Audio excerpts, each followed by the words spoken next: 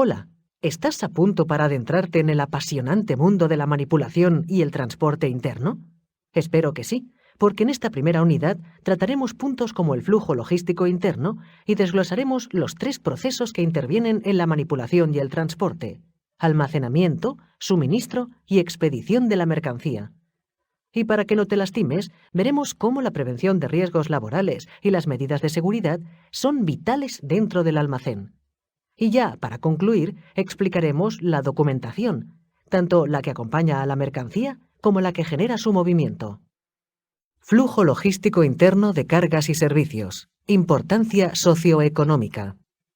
En el presente apartado se analizarán las actividades destinadas a ordenar y coordinar todo el movimiento de cargas y documentación dentro de una empresa, así como la importancia socioeconómica que supone el proporcionar un buen servicio al cliente. El principal objetivo de la logística interna es proporcionar un buen servicio al cliente.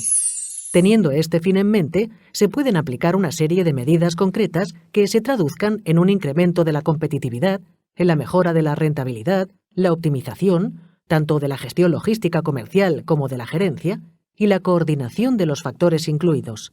¿Qué vamos a incluir en la elaboración del plan logístico? Pues cubriremos la gestión del tráfico y los transportes, del inventario, de la estructura de la planta, del almacenamiento y manipulación de materiales y, finalmente, de las comunicaciones y de la información.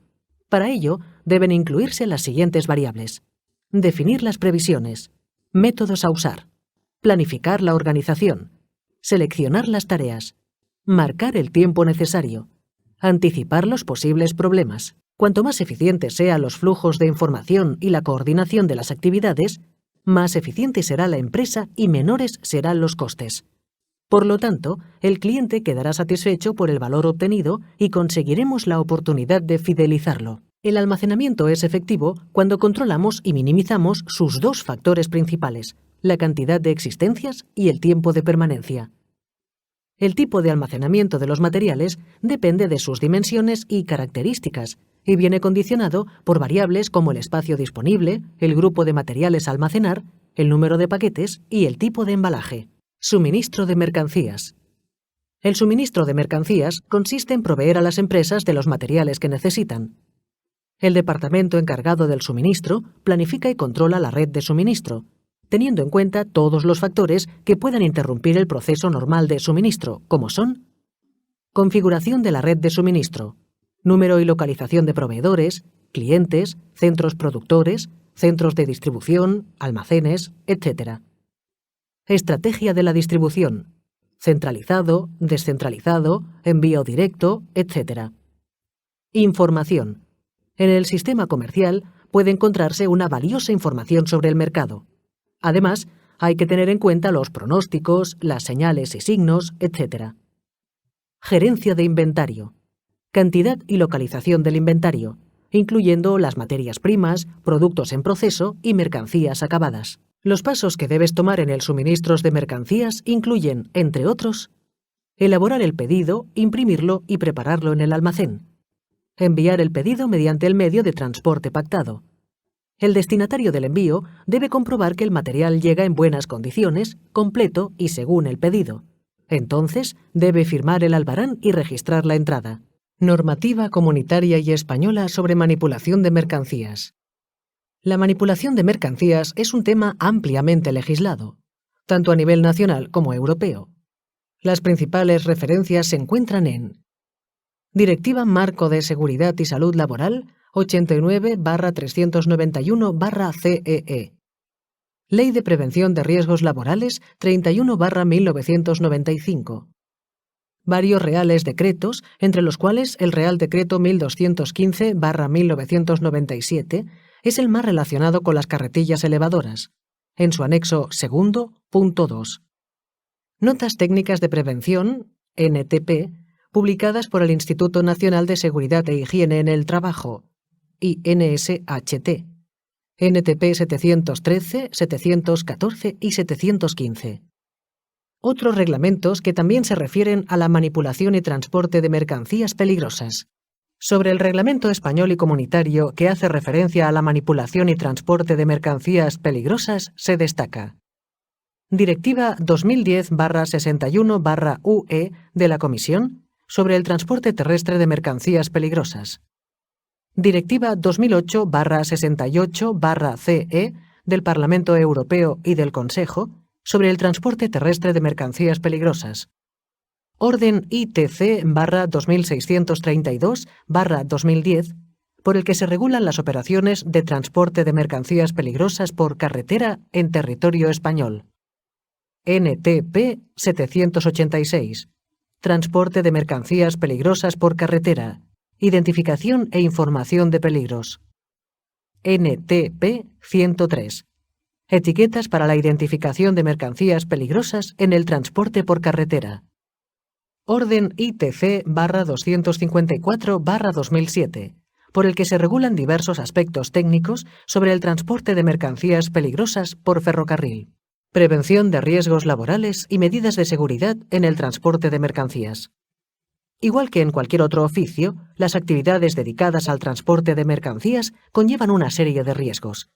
En este apartado se enumeran los principales riesgos y las medidas preventivas para evitarlos. En el ámbito genérico del transporte de mercancías, los riesgos para la seguridad son atropellos y colisiones, cortes, golpes y proyecciones, atrapamientos por vuelcos de máquinas o vehículo, caídas de personas a distinto nivel, caídas de personas al mismo nivel, caída de objetos manipulados, contactos eléctricos, incendios y explosiones.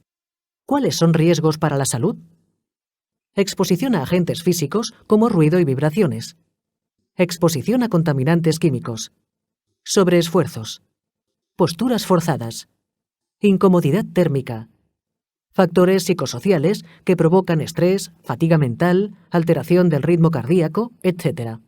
Por otro lado, si concretamos en el caso del transporte de mercancías con carretillas elevadoras, surgen los siguientes riesgos: choques y atrapamientos, vuelco de carretilla, caída de carga, caída de personas, caída de la carretilla en altura, incendios y explosiones, traumatismos articulares, intoxicación y asfixia.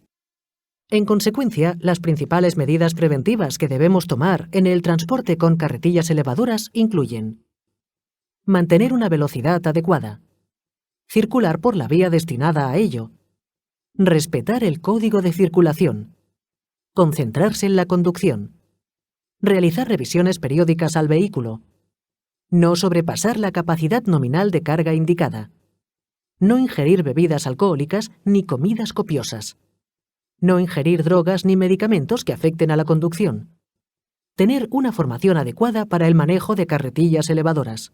En cuanto a los medios de transporte externo, se distingue entre transporte terrestre, que incluye automóvil, camión, furgón o furgoneta, coche, para pequeñas mercancías, autobús, motocicleta, ferrocarril.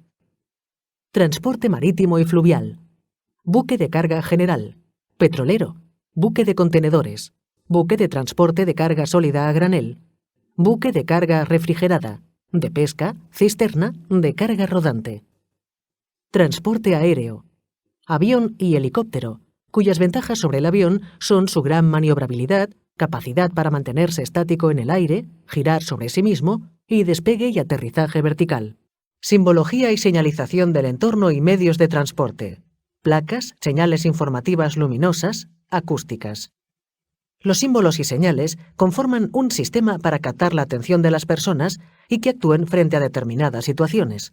La señal de seguridad, mediante su forma geométrica, color y símbolos, proporciona una información relacionada con la seguridad. Su misión es ofrecer signos y pistas sobre aquellos objetos, maquinaria o situaciones que puedan causar peligros. Con respecto a la señalización de seguridad, cabe destacar que es eficaz, pero no elimina el foco del riesgo, por lo que se debe seguir estrictamente el resto de medidas de prevención. La empresa debe formar a sus trabajadores para que comprendan o interpreten correctamente la señalización. En el centro de trabajo se pueden encontrar diversos tipos de señales. En forma de panel, generalmente una tabla metálica. Se pueden clasificar según color, rojo, amarillo, azul, verde, o según la forma, redonda, triangular, cuadrada o rectangular. La combinación de estas características origina señales de prohibición, de advertencia, de obligación, relativas a los equipos de lucha contra incendios y de salvamento y socorro. Señales luminosas que deben cumplir las siguientes características. Contraste de la luz con el entorno. Intensidad adecuada. No deslumbramientos. Luz continua o intermitente que indica mayor peligro. No usar dos señales luminosas que puedan confundir. Revisiones periódicas. Señales acústicas, cuyas características deben ser: volumen superior al ruido ambiental, aunque sin causar molestias. Fácil identificación de los trabajadores gracias al tono y a su duración. No solapar señales acústicas. La señal de evacuación debe ser continua. Señales gestuales que constan de reglas particulares. El encargado de las señales proporciona instrucciones de maniobra al operador. El encargado se debe situar de manera que no corra peligro. El encargado de las señales debe atender a la seguridad de los trabajadores. Si otro trabajador debe ayudar al encargado, debe conocer el código de señales. Si las acciones no garantizan la seguridad, se deben parar hasta que sea seguro. Señales verbales, caracterizadas por: mensajes cortos, simples y claros.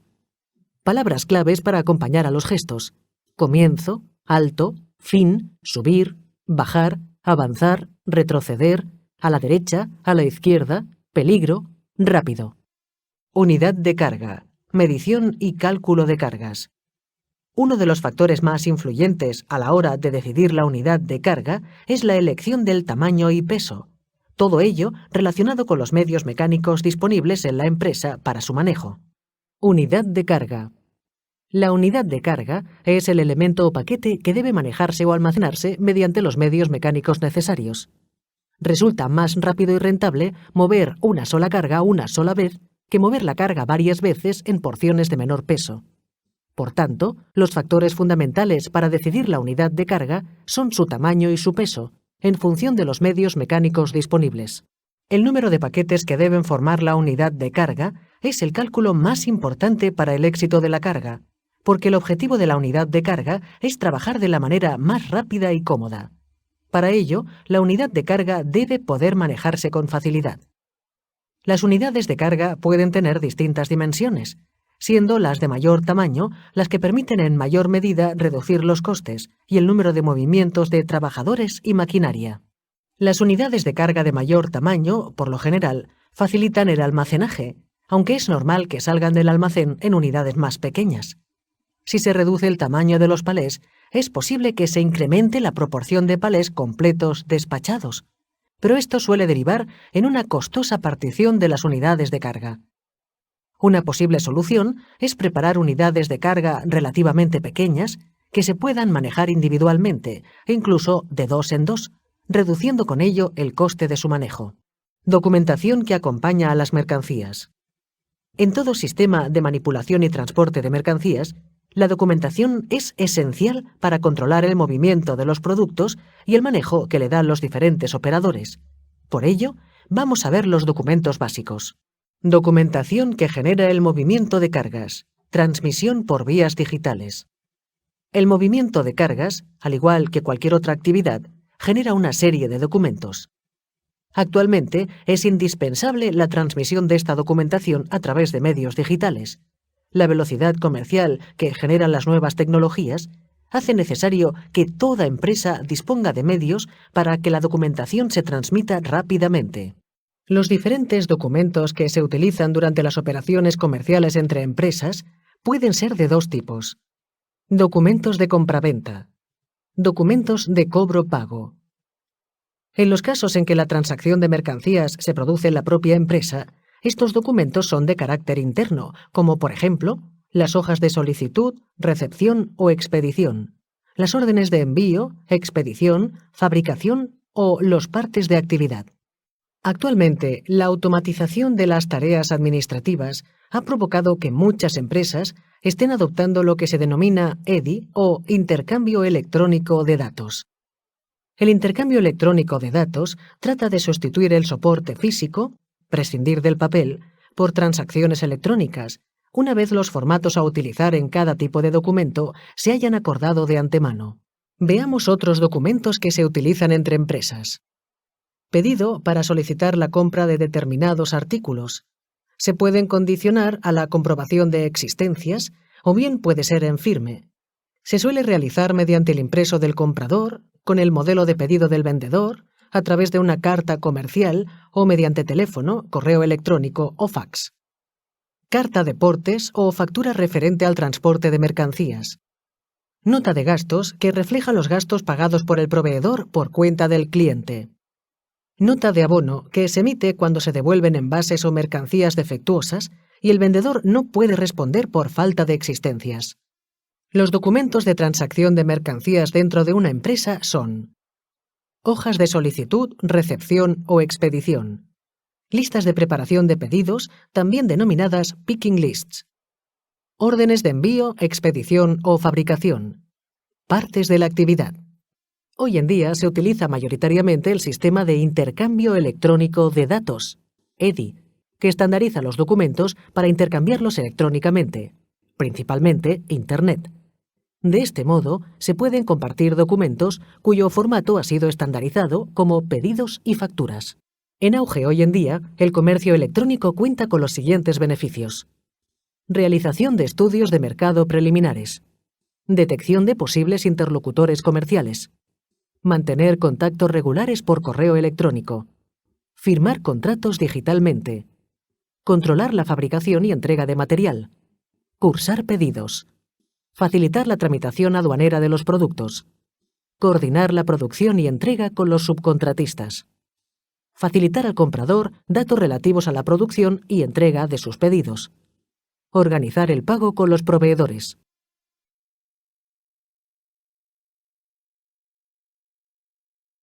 Dentro de un almacén resulta fundamental diferenciar entre envase y embalaje, además de dominar las características que pueden tener. Del mismo modo, la paletización es un proceso básico, cuyas múltiples posibilidades deben ser familiares a todos los trabajadores de un almacén y transportistas. Empecemos. Tipos de embalajes y envases en la industria. La calidad de un producto no solo se mide por su óptima fabricación. De nada sirve una buena elaboración si el fabricante no garantiza que el producto llegue al consumidor en condiciones adecuadas. Por ello, es fundamental un perfecto envasado y embalaje de la mercadería. En primer lugar, ¿conoces la diferencia entre envase y embalaje? El envase es el recipiente contenedor del producto, mientras que el embalaje es el envoltorio del envase que facilita su manipulación, transporte y almacenaje. Las principales características de los envases y los embalajes son: dosifican el producto en unidades, acondicionan el producto para el transporte, conservan las propiedades y características del producto, proporcionan información sobre el producto, estimulan la compra, diferencian el producto de sus competidores, protegen el producto de falsificaciones y manipulaciones, ahorran espacio, disminuye los residuos generados.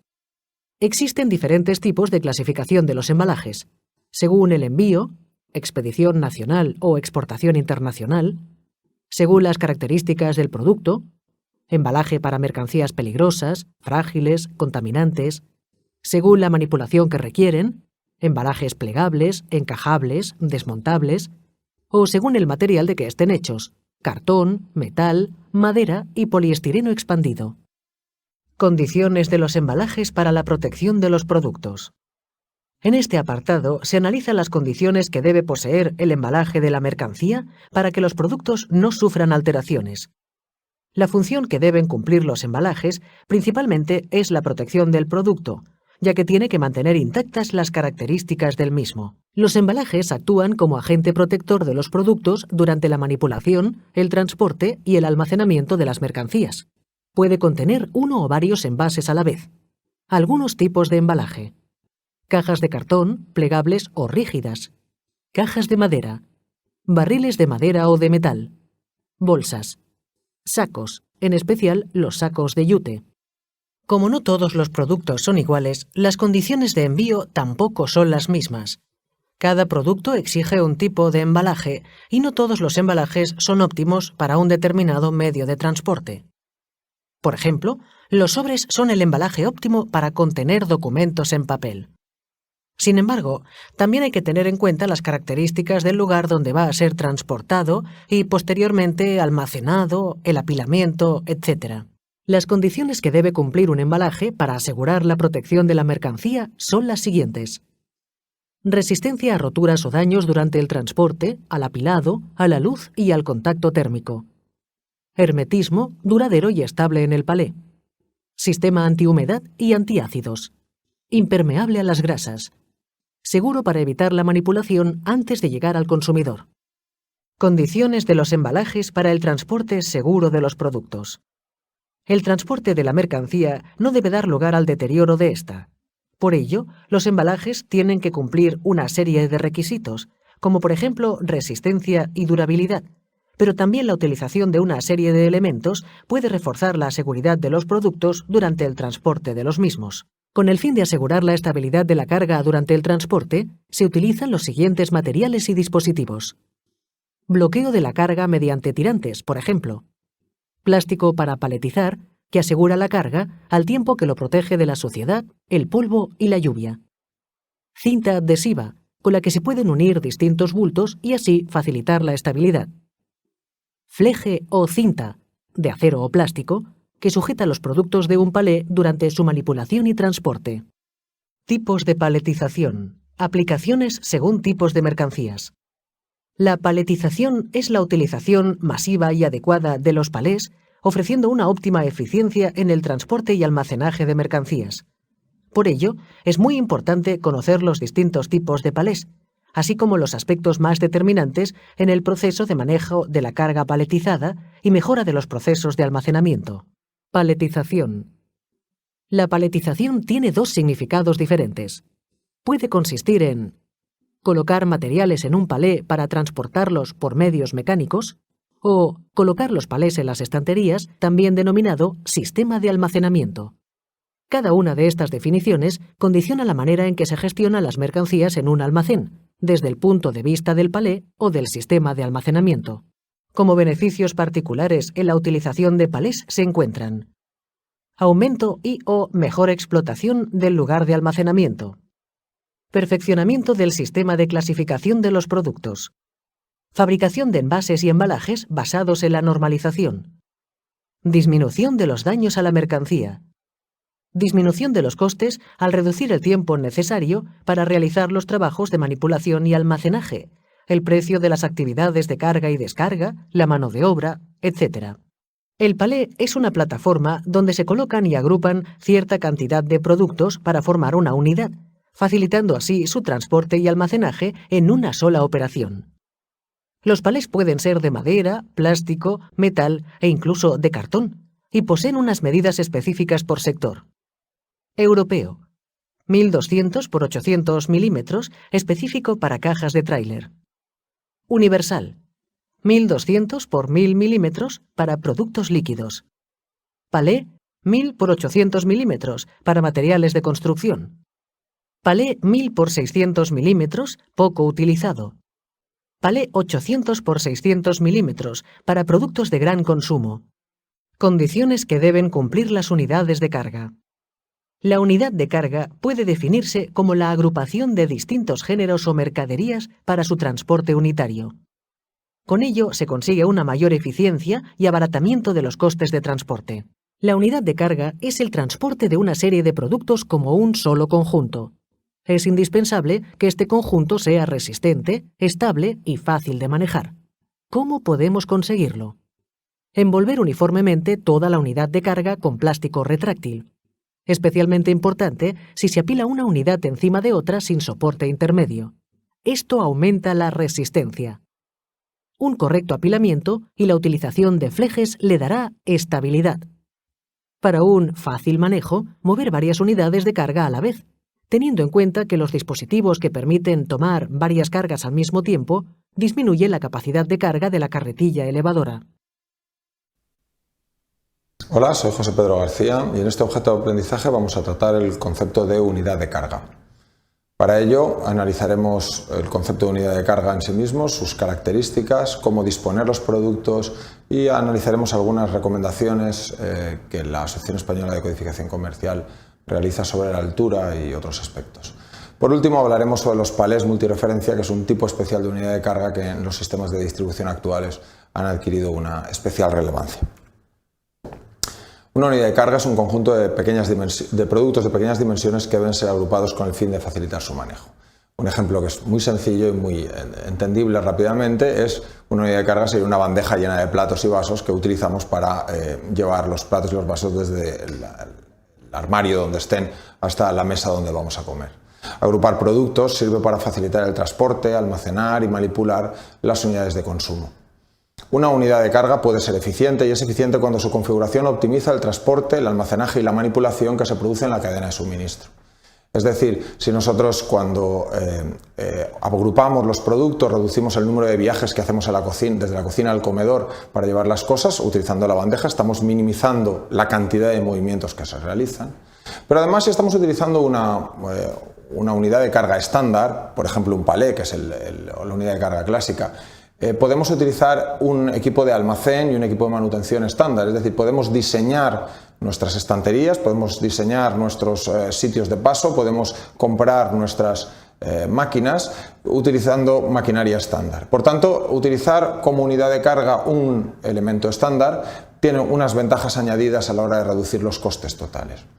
Y evidentemente, y esto se transporta, a minimizar el tiempo de carga y descarga del vehículo. Solo tenemos que imaginar cuánto tiempo costaba a mitad de los años 50 cargar o descargar un barco, por ejemplo, de naranjas, donde la unidad de carga básica que se estaba manejando era un cajón de una arroba de naranjas, ¿no? La cantidad de gente que hacía falta para subir todas las cajas al camión, para bajar todas las cajas del camión. Sin embargo, si eso lo sustituimos por palés, reducimos mucho el movimiento. Si eso lo sustituimos por contenedores, simplemente cogemos todo el contenedor y lo metemos dentro del barco. La unidad de carga es, por tanto, el método más eficaz para reducir gran parte de los costes logísticos en una cadena de suministro. Las características básicas de una unidad de carga son dos: su resistencia y su estabilidad. La resistencia es la que tiene que ver con el almacenaje y la estabilidad la que tiene que ver con el transporte, con el movimiento. La resistencia nos permite, en caso de existir, apilar y por tanto no nos vemos obligados a utilizar almacenes o estructuras especiales para poder utilizar el volumen total del almacén. Si podemos apilar, si podemos remontar 3, 4, 5 alturas de palé, nos estamos ahorrando el utilizar estructuras metálicas previas. Y luego la estabilidad, que es un aspecto muy importante para poder mover la unidad de carga. De hecho, si habíamos dicho que la unidad de carga facilitaba el movimiento, tenemos que diseñarlas de tal manera que se pueda realmente mejorar el movimiento.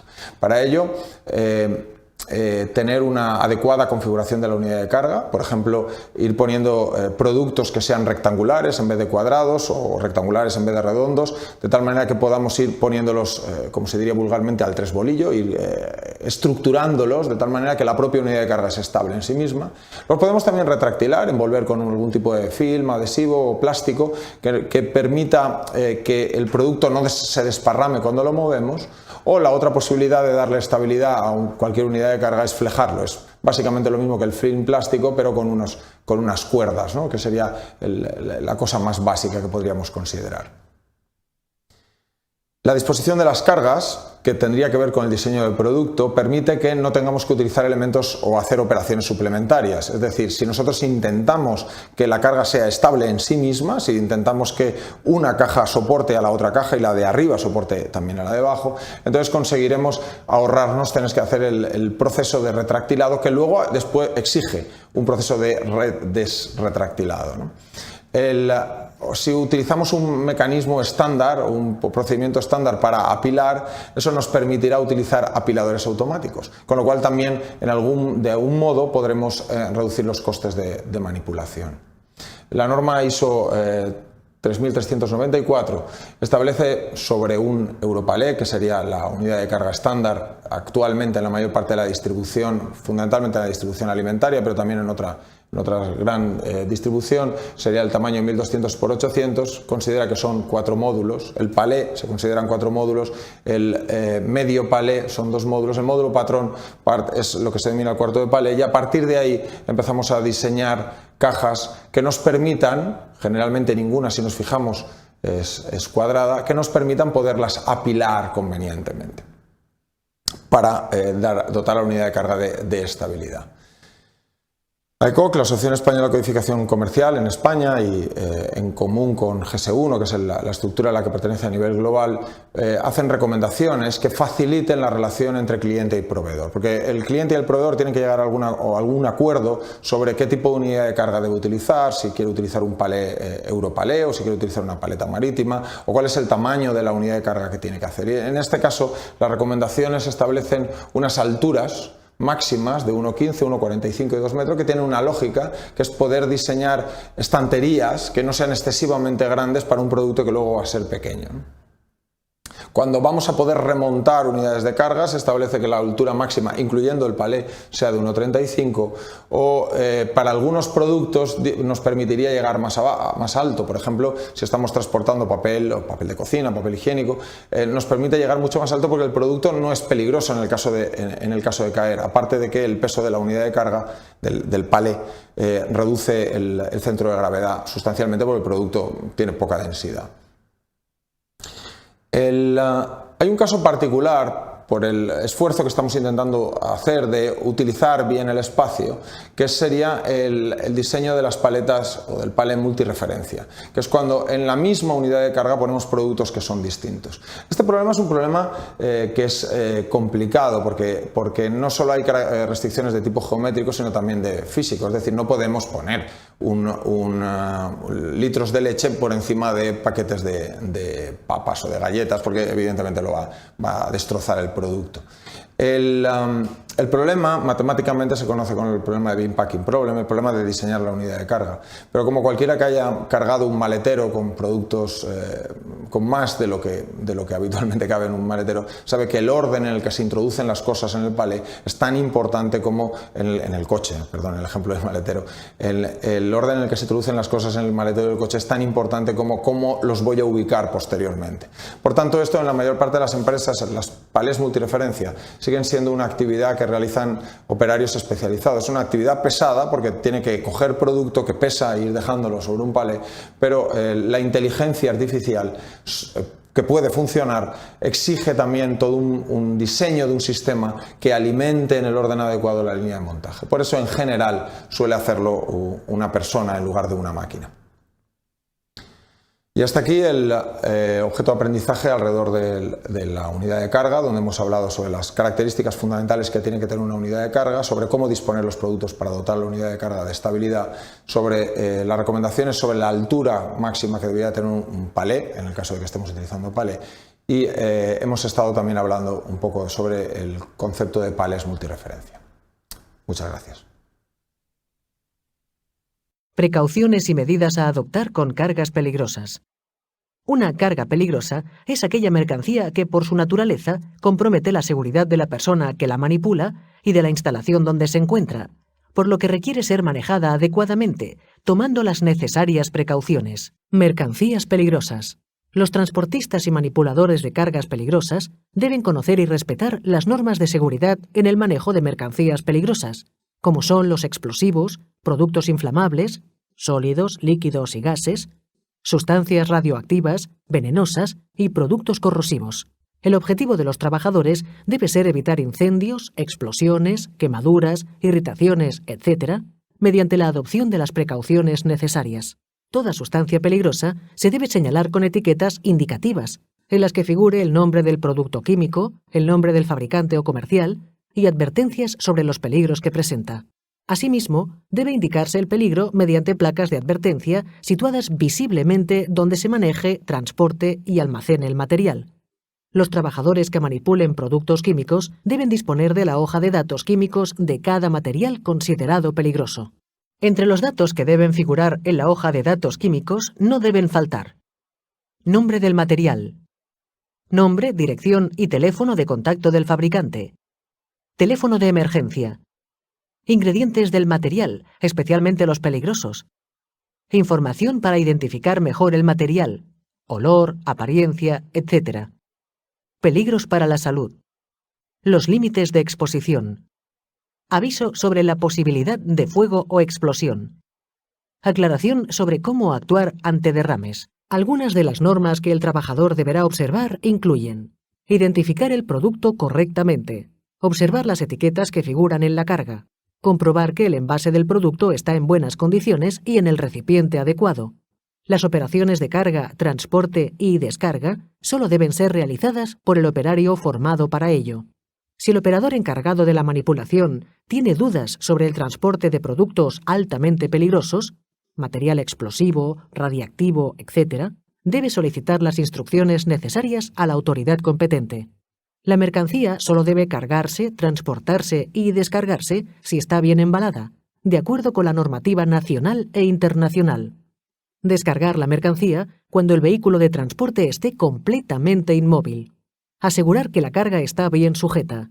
Además, la maquinaria utilizada para la manipulación de este tipo de mercancías debe encontrarse en perfecto estado. ¡Atención! En el caso de que una sustancia peligrosa esté derramándose o produciéndose una fuga de gas, los trabajadores deben abandonar inmediatamente el lugar de trabajo hasta que se determinen los riesgos y se tomen las medidas oportunas.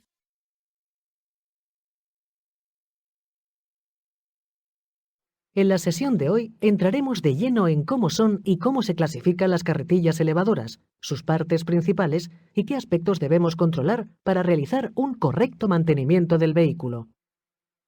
Clasificación, tipos y usos de las carretillas, manuales y automotoras, motores térmicos, motores eléctricos. En el mercado pueden encontrarse diferentes tipos de carretillas elevadoras, cada una de ellas con características que las hacen más o menos óptimas para una cierta actividad o lugar de trabajo. Hay carretillas diferentes según el sistema de elevación utilizado, ubicación de la carga, energía utilizada, etc. A la hora de elegir una carretilla, deben tenerse en cuenta los siguientes factores: zona de trabajo, interior o exterior, anchura de los pasillos y estado del firme. Tipo de carga, volumen y peso. Altura a la que debe elevarse. Desde el punto de vista del accionamiento y transporte, las carretillas elevadoras se clasifican en manual o automotor. Manual. El operario levanta la carga y la transporta gracias a su esfuerzo. Se divide en carretilla manual, diseñada para la distribución del peso entre las ruedas y el operario, y se utiliza exclusivamente para el transporte de la mercancía. Transpaleta manual. El operario acciona una bomba hidráulica para elevar las horquillas del suelo, y se traslada manualmente de un lugar a otro, soportando la carga y deslizándose con poco esfuerzo. Las dos horquillas del chasis de la transpaleta se introducen bajo el palé. A continuación, se sitúa el mando de válvulas en la posición de elevación y se comienza a mover alternativamente la barra de tracción para elevar la carga. El transporte se realiza mediante el esfuerzo del operario, que guiará la carretilla por medio de la empuñadura que va unida a la barra de tracción. Una vez en el lugar de destino, se debe situar la carga en el lugar donde se va a depositar, simplemente accionando el mando de descenso. Automotora. Se trata de un equipo motorizado, sobre ruedas, con capacidad de autocarga, para transportar y manipular las cargas vertical u horizontalmente. Se clasifican según el tipo de energía, según la ubicación de la carga y según el sistema de elevación de la carga.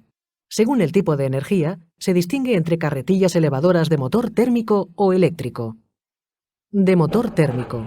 Más robustas, pero no se deben usar en lugares cerrados porque expulsan humos.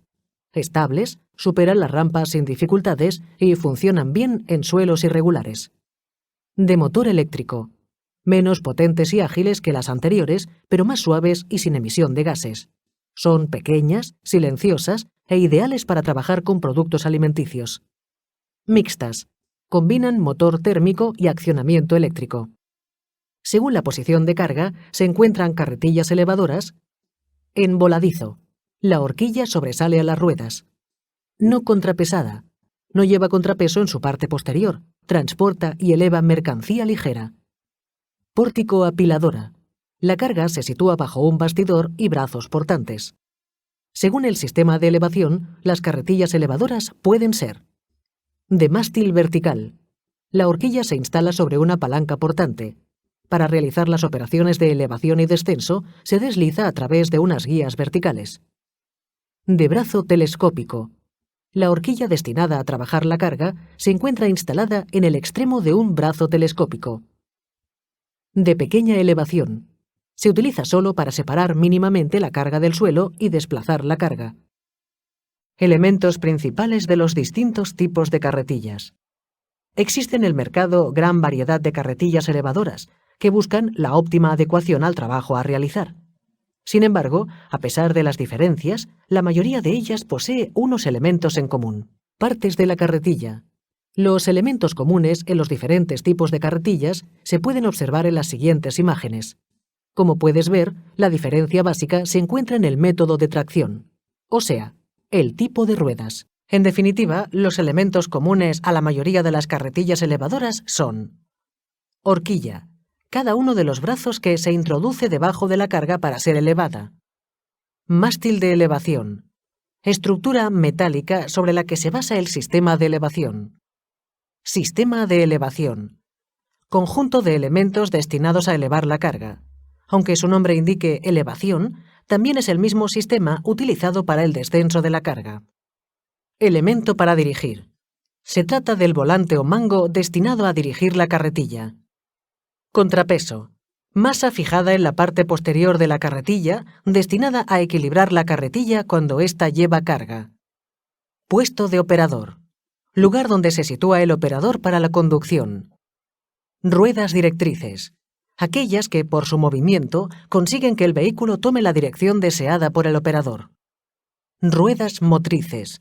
Son aquellas que propulsan el movimiento porque el motor les transmite la fuerza. Las carretillas también constan de otras partes, como son: grupo motor y transmisión, sistema de alimentación de energía, sistema de dirección, sistema de frenado, mandos, asiento, sistema de seguridad, cinturón, techo, extintor. Elementos de conducción. Ya sea en un tipo u otro de carretilla mecánica de transporte y elevación, hay una serie de elementos destinados a la conducción y sus respectivas maniobras. Por ello, en este punto, además de los elementos propios de la conducción de la carretilla, también se analizarán aquellos destinados a la manipulación de la mercancía, porque no se puede entender la conducción de una carretilla sin tener en cuenta ambos elementos. En cuanto a las partes de la conducción y maniobras, los elementos deben situarse en el lugar apropiado para facilitar las operaciones. Estos elementos son: para dirigir, volante o mango; para invertir la marcha, palanca o botones; para ascender o descender la carga, palanca o botones; para inclinar el mástil, palanca o botones; para trasladar el chasis portahorquillas a izquierda o derecha, acelerador, indicador de dirección, sistema de frenos, espejo retrovisor, luz de cruce y focos. Indicadores de control de la carretilla.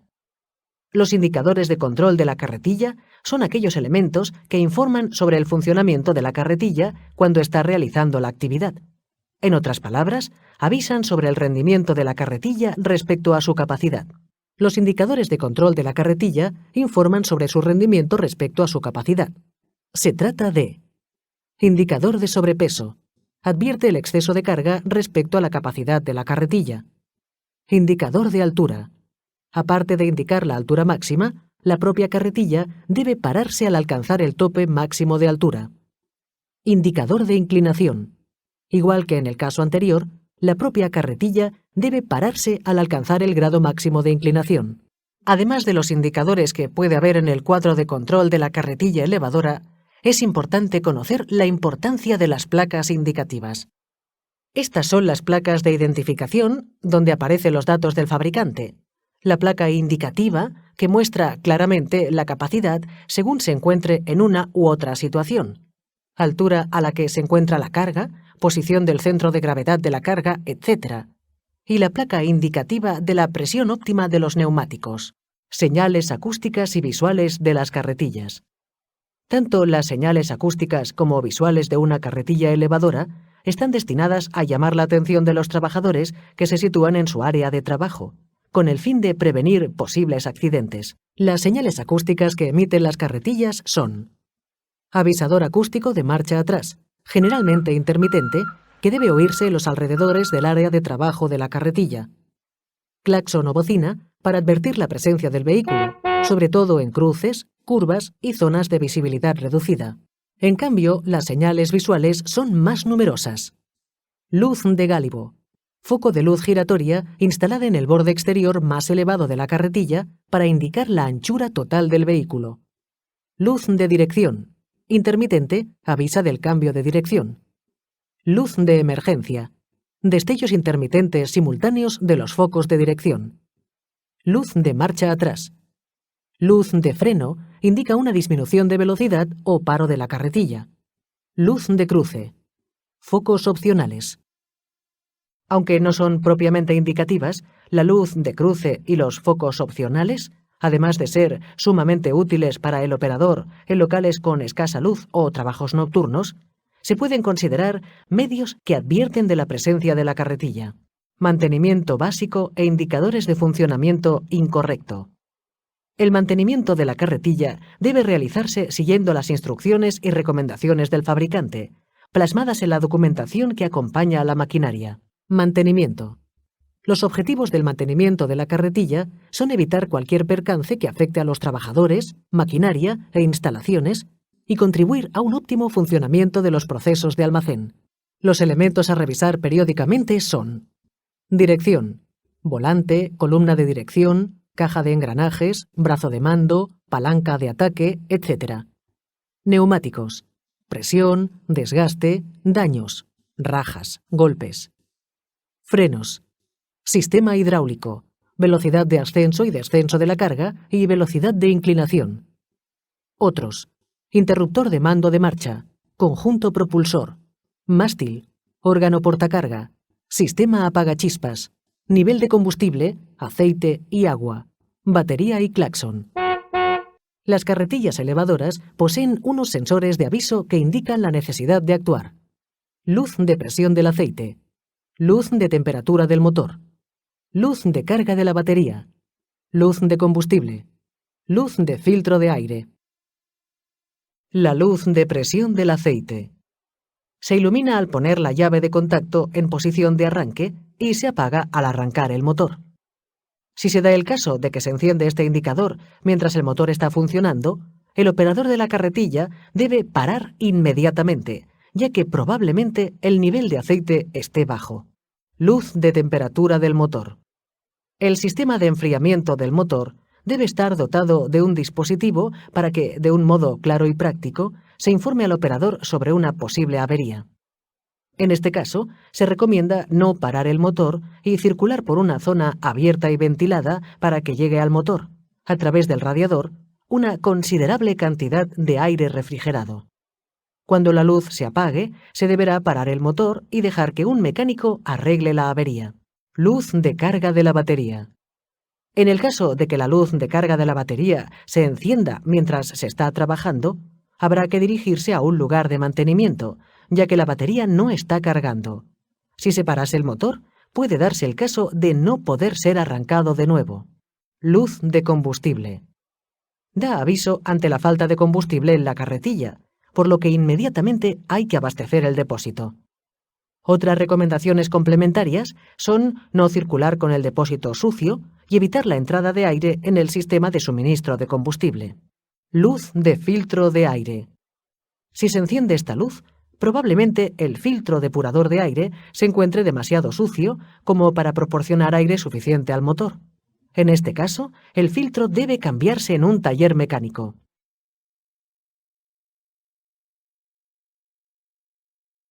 Hola, hoy vamos a tener una sesión que irá sobre ruedas. Sí, porque nos vamos a subir a la carretilla y manejarla para mover cargas. Deberemos tener en cuenta muchas variables, como la seguridad, los pasos a seguir para levantar, mover y bajar la carga y las acciones a evitar. Pero empecemos por conocer a fondo las partes y el funcionamiento de una carretilla. Eje directriz. La carretilla elevadora se asienta sobre dos ejes: el delantero o eje motriz, donde la carga presiona más, el trasero o eje directriz. Eje directriz y eje motriz. El eje de la carretilla elevadora es una barra que une dos ruedas paralelas entre sí y las mantiene fijas. Las carretillas tienen dos ejes, uno para cada par de ruedas, que guían el movimiento de rotación a las ruedas, soportan la fuerza de aceleración y frenado, además del peso del vehículo y su carga. El eje que recibe la fuerza del motor y mueve las ruedas motrices es el eje motriz, mientras que el eje que mueve las ruedas hacia la dirección deseada es el eje directriz. En la carretilla elevadora, el eje motriz se sitúa adelante, donde la carga presiona más, y el eje directriz se sitúa detrás, para que las ruedas no pierdan movimiento. Recordemos, el eje directriz puede definirse como el componente de la carretilla destinado a que las ruedas se posicionen en la dirección que se quiera tomar. El motriz, como recibe la fuerza del motor, se sitúa cerca de la carga, mientras que el directriz se sitúa más alejado para que las ruedas no sufran el peso de la carga y se puedan mover con facilidad.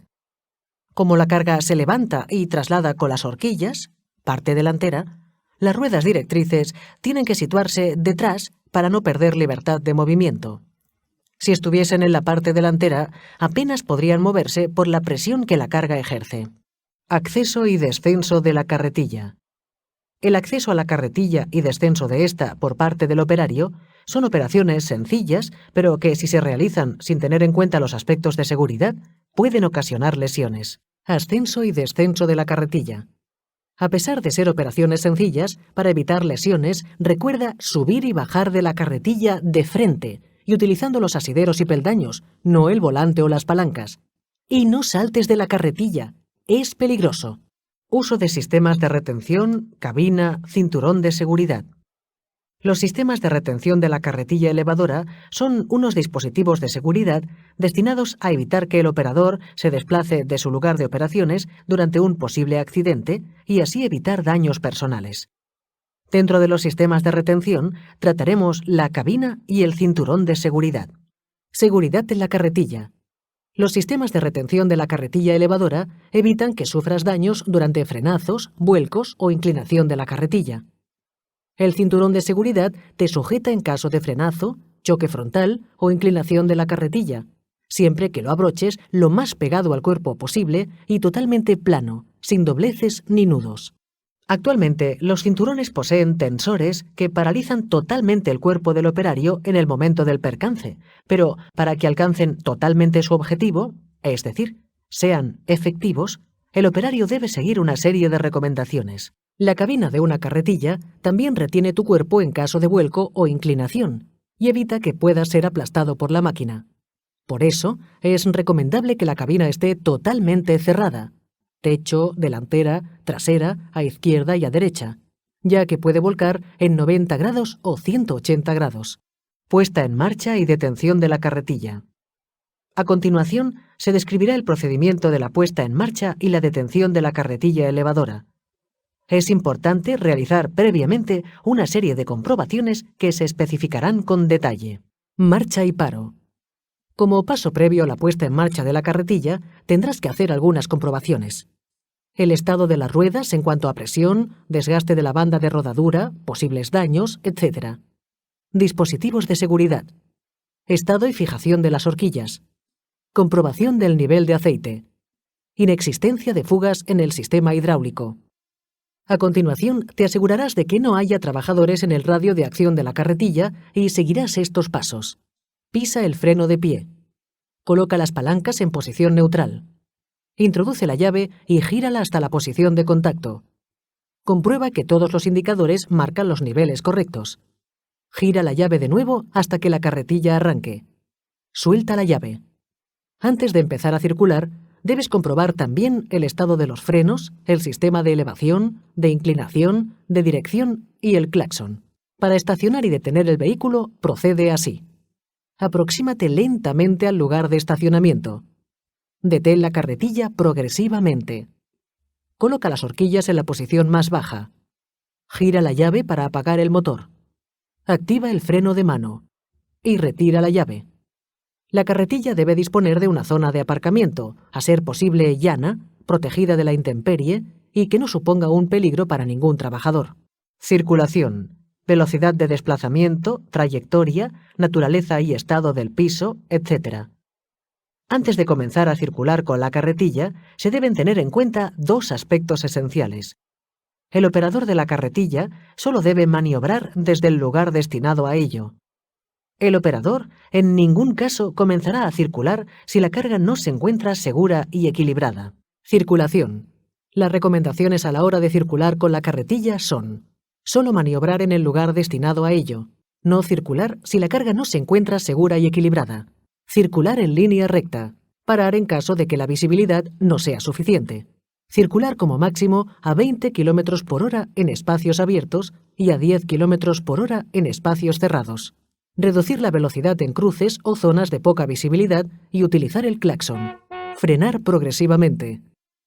Asimismo, también se debe tener en cuenta: no transportar pasajeros a menos que haya asiento habilitado para ello. No circular con la carga excesivamente levantada porque desestabiliza la carretilla. Levantar las horquillas 15 centímetros sobre el suelo y con el mástil inclinado hacia atrás. No realizar maniobras en rampas. Mantener una distancia de seguridad equivalente a 3 veces la longitud de la carretilla. Equipo de protección individual. El operario de la carretilla debe usar el equipo de protección individual durante su desplazamiento: casco, gafas, calzados, abrigo, etc. No se debe manipular la carretilla llevando brazaletes, cadenas, cabellos largos no recogidos, etc., por el riesgo que presentan de atrapamiento con piezas en movimiento, aristas, etc. Maniobras: frenado, aparcado, marcha atrás, descenso de pendiente. Al manejar una carretilla elevadora, hay que realizar una gran cantidad de maniobras. Todas ellas conllevan la aparición de peligros tales como choques, pérdida de estabilidad, etc. Maniobras. He aquí algunas recomendaciones para evitar problemas en el frenado. Revisa el estado de los frenos antes de comenzar la jornada. Frena siempre progresivamente y sin brusquedades, sobre todo si la carretilla va cargada. Mantén la distancia de seguridad, es decir, 3 veces la longitud de la carretilla. Para descender por una pendiente marcha atrás, cuando el volumen de la carga reste visibilidad, debes guiarte por medio de la mirada directa, la ayuda de espejos retrovisores, las indicaciones de otros trabajadores y señalizar la maniobra mediante la señal acústica correspondiente y el foco de luz de marcha atrás. Aunque lo más normal es que se descienda por pendiente siempre marcha atrás para evitar que la horquilla choque con el suelo, hay que tener en cuenta 2 consideraciones. Si la inclinación de la pendiente es inferior a la máxima de la horquilla, el descenso podrá realizarse marcha adelante, teniendo en cuenta que la inclinación del mástil debe ser la máxima. Si la inclinación de la pendiente es mayor a la máxima de la horquilla, necesariamente hay que circular en sentido contrario, es decir, marcha atrás. El ascenso de la carretilla por una rampa siempre se realizará marcha adelante. Aceleraciones, maniobras incorrectas. Actualmente hay carretillas elevadoras equipadas de un control para que la aceleración y el frenado se regulen electrónicamente según las necesidades del operador. No obstante, hay que tener en cuenta otras maniobras que se deben evitar realizar de forma incorrecta. Las maniobras y prácticas incorrectas en el manejo de la carga son: no introducir totalmente las horquillas bajo la carga. Levantar la carga con una sola horquilla. Levantar más carga de la indicada por el fabricante. Levantar la carga a mayor altura de lo debido. Elevar personas para que realicen trabajos. Arrastrar otros vehículos. Empujar la carga. Accionar 2 movimientos a la vez. Abandonar la carretilla con la carga levantada. Las maniobras y prácticas incorrectas de circulación son: frenar bruscamente o no disminuir la velocidad en cruces y zonas con baja visibilidad. Realizar virajes rápidos. Circular a mayor velocidad de la indicada. No respetar la señalización. Circular con las horquillas elevadas más de 15-20 centímetros sobre el suelo. No inclinar el mástil hacia atrás. No indicar con antelación las maniobras a realizar. Circular marcha atrás subiendo una rampa. Adelantar al vehículo que circula delante. No mantener la distancia de seguridad respecto a otros vehículos. Accionar la palanca de marcha atrás con la carretilla en movimiento. Subir o bajar por bordillos. Transportar personas a no ser que la carretilla disponga de un asiento destinado a ello. Abandonar la carretilla en funcionamiento. Maniobras de carga y descarga. Antes de comenzar a circular, hay que asegurarse de que la carga está segura y equilibrada. Si es así, se circulará a baja velocidad y sin realizar maniobras peligrosas. Pero, ¿cómo debe ser la carga y descarga de la mercancía? Para descargar la carretilla procede así. Sitúa la carga frente al lugar donde se va a depositar y poner freno a la carretilla. Eleva la carga a la altura necesaria. Avanza con la carretilla hasta situar la carga justo en el lugar de descarga. Baja paulatinamente la carga hasta que se asiente de forma correcta, comprobando que no puede volcar. Y finalmente, baja las horquillas un poco y separar la carretilla lentamente. Elevación de la carga. Si el operador necesita elevar la carga para circular con ella, solo hay que introducir las horquillas a fondo bajo la carga, elevarla a unos 15 centímetros sobre el suelo e inclinar el mástil hacia atrás. Elevar la carga. Las comprobaciones necesarias referente a la elevación de la carga son: que funcione perfectamente el sistema de elevación, que tengas en cuenta la capacidad de carga de la carretilla respecto a su centro de gravedad y a la altura de elevación. A continuación, hay que introducir las horquillas y elevar lentamente la carga hasta llegar a la altura requerida.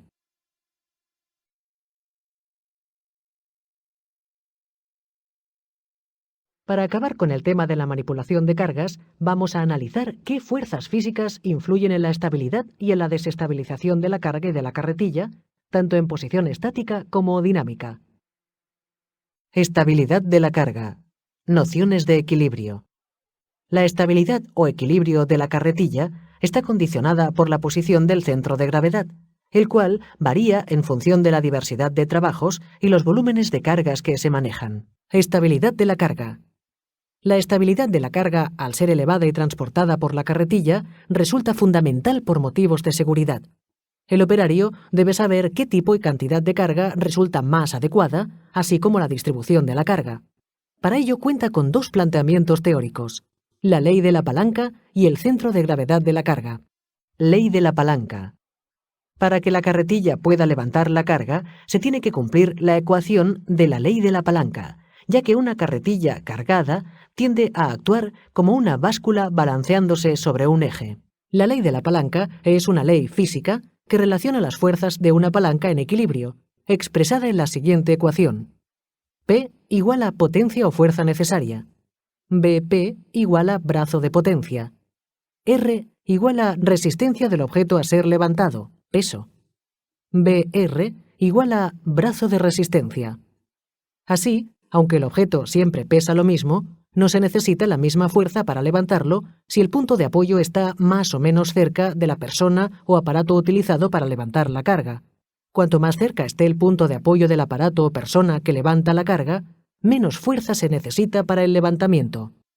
En la carretilla elevadora, el punto de apoyo se encuentra en el centro del eje delantero, mientras que las fuerzas son el peso de la carga y la fuerza de la carretilla. Asimismo, el brazo de resistencia es el tramo que va desde el eje delantero hasta la punta de las horquillas, mientras que el brazo de la potencia es el tramo desde el eje delantero hasta la parte trasera de la carretilla. Cuanto más cerca al eje delantero se sitúe el centro de gravedad y menos pese la carga, menor esfuerzo realizará la carretilla, lo que supone el levantamiento estable de la carga y la posterior circulación en equilibrio. Centro de gravedad de la carga. Otro principio básico para la estabilidad de la carretilla y la carga es el centro de gravedad de la carga. Este es definido como el punto donde se concentran todas las fuerzas de gravedad de un cuerpo, en este caso de una carga y o unidad de carga. Es decir, el centro de gravedad coincide con el centro de simetría de las masas, donde se concentra el peso del cuerpo. El centro de gravedad de la carga es el punto donde se concentran todas las fuerzas de gravedad de un cuerpo, es decir, de una carga y o unidad de carga. Se debe distribuir la carga para que el centro de gravedad se sitúe en medio de la base de la carga para evitar problemas de estabilidad y equilibrio al elevar y transportar la carga. Otros factores que afectan la estabilidad son: la altura de las horquillas al circular con carga, la posición del mástil, la conducción, velocidad y giros, pérdida de estabilidad de la carretilla. A la hora de circular con una carretilla elevadora que transporta materiales, es de vital importancia mantener la estabilidad de la carga. Sin embargo, más importante aún es mantener la estabilidad de la propia carretilla, porque, además de las consecuencias derivadas de la caída de la propia carretilla, hay que contar con el desplome de la carga.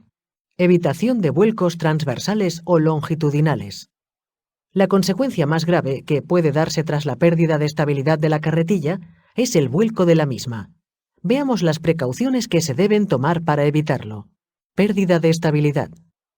La pérdida de estabilidad de la carretilla conlleva un vuelco transversal, de lado, o longitudinal, de frente. Los motivos del vuelco a menudo son alta velocidad de circulación, carga excesiva, carga muy elevada en altura. Las causas de pérdida de estabilidad de la carretilla y su posterior vuelco transversal son conducción inadecuada por parte del operador, destacando la conjunción de alta velocidad con movimientos y giros bruscos.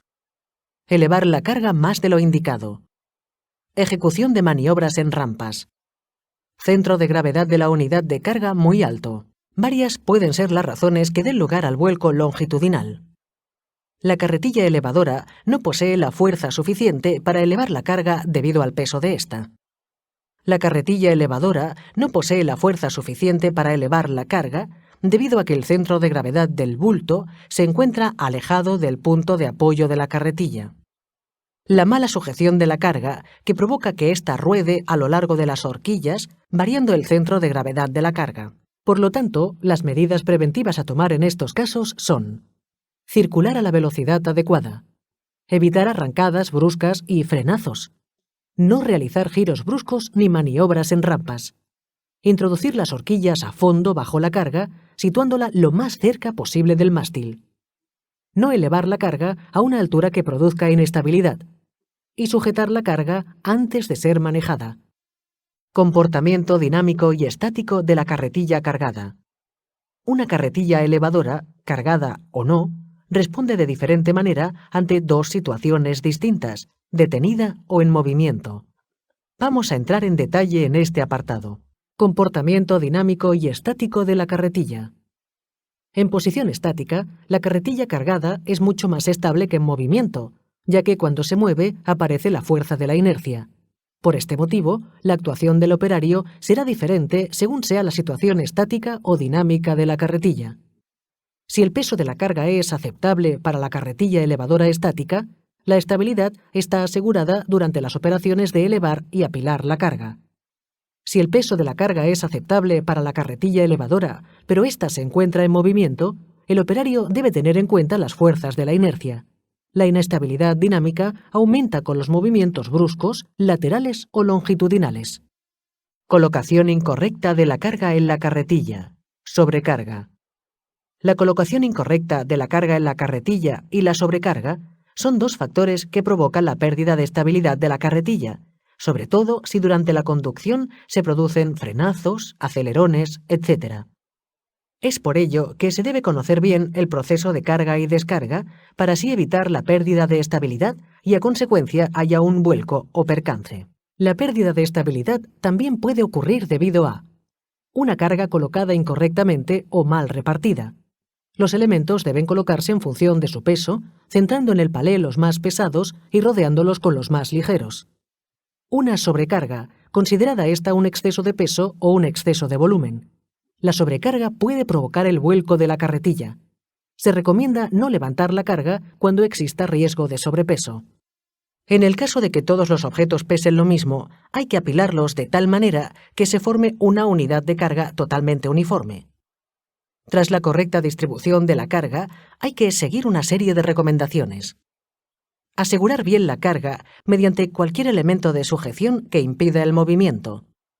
Siempre que sea posible, los elementos de sujeción deben aprovechar los puntos de amarre. Puede darse el caso de que una carretilla elevadora nunca llegue a volcar por sobrecarga, pero trabajar con sobreesfuerzos supondrá la aparición de daños en la carretilla, aumentando los costes de mantenimiento y reduciendo su fiabilidad y vida útil. Por ello, el operario de la carretilla no debe iniciar el levantamiento de la carga cuando sea consciente de que existe riesgo de sobrepeso. Otra posibilidad es parar la operación de elevación cuando no se conozca el peso de la mercancía, pero se aprecie que a la carretilla le falta fuerza para el levantamiento. Modos de colocación de las mercancías en las estanterías. El almacenamiento de los materiales requiere, entre otras cosas, un mobiliario adecuado, como pueden ser las estanterías, que puede variar según la naturaleza del material. tamaño, peso, durabilidad, etc. Recibida la mercancía y tras ser codificada, hay que proceder al almacenamiento de esta, siempre en el lugar idóneo del almacén. Lo más normal es que se coloquen estanterías, puesto que puede almacenarse más mercancía y acceder a ella con facilidad. La codificación de los productos se realiza para tenerlos controlados y poder localizarlos con facilidad en el futuro. Número de pasillo, número de estantería y nivel, altura, a la que se encuentran. Almacenamiento. El almacenamiento en estanterías implica almacenar más mercancía y acceder a ella con facilidad. Mantener los productos en condiciones óptimas. Disponer de material cuando el cliente lo solicite. Aprovechar al máximo el volumen del almacén. Y para acabar con este tema, vamos a conocer los dos modos principales de colocar la mercancía. Aleatoriamente, en el primer espacio disponible de la estantería. El trabajador ahorra tiempo, pero puede luego perderlo si no registra dónde ha ubicado la mercancía. Estáticamente, en un espacio reservado. Se facilita la localización de la mercancía, aunque el tiempo para el almacenaje es mayor. En este sistema, el almacén se divide en zonas, cada una asignada a una o varias familias de artículos. Las recomendaciones generales que se deben cumplir siempre son: usar siempre carretillas adecuadas al trabajo que se tenga que realizar, seguros en su construcción. Respetar la capacidad de carga de la carretilla. Mantener siempre el orden y limpieza en el lugar de trabajo. Almacenar de forma estable y segura. Realizar un mantenimiento periódico. La formación en seguridad es muy importante.